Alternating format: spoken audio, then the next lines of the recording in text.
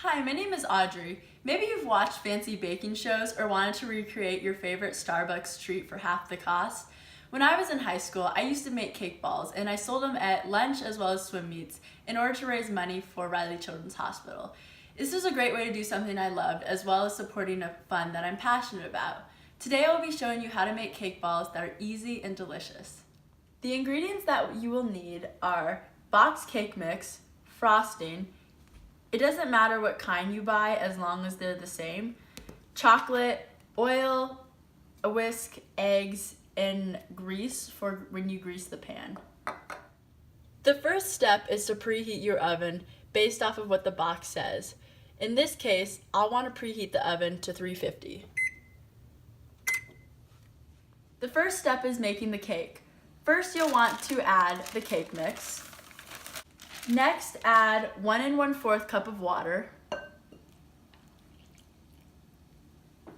Next, add half a cup of vegetable oil.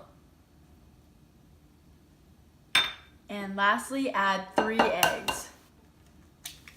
Next, you want to take your whisk and mix the ingredients.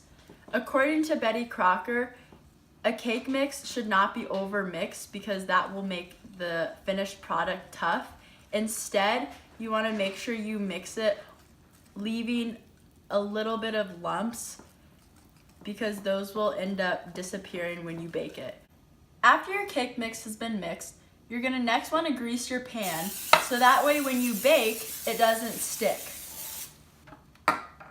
Now that the pan has been greased, I'm going to pour the cake batter into the pan. While I pour, I'm going to give you a brief history about cake balls.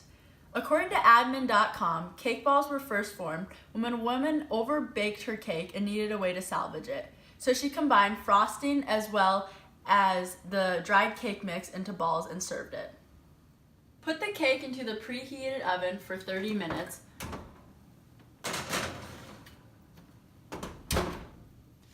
Now that the timer just went off, we're going to check to see if the cake is done.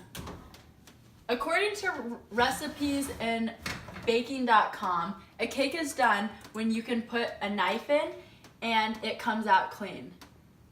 There's no batter on the knife, which means that the cake is done. The next step is to crumble the cake, but before then you want to make sure it's cool so you don't burn your hands.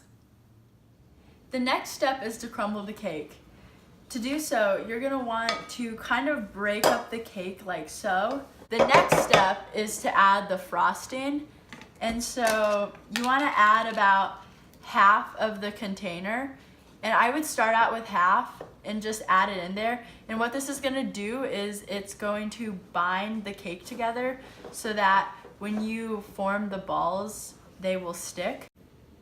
Now that the cake has been crumbled and the frosting has been mixed, you're going to want to form your cake balls into balls. I'm just using a melon scooper, and you want to form them in about 1 inch to 1/2 inch balls.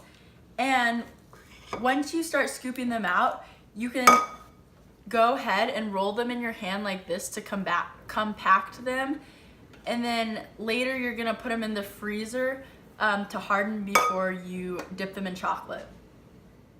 While the cake balls are hardening in the freezer, I'm going to melt the chocolate that will act as the coating in the microwave on high for about 30 seconds and then take it out and stir.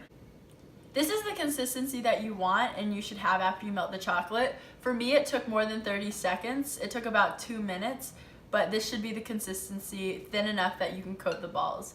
So I've just taken these out of the freezer, and what you're gonna wanna do is drop them in, and what I like to do is have 2 forks, and I like to turn them around and coat them.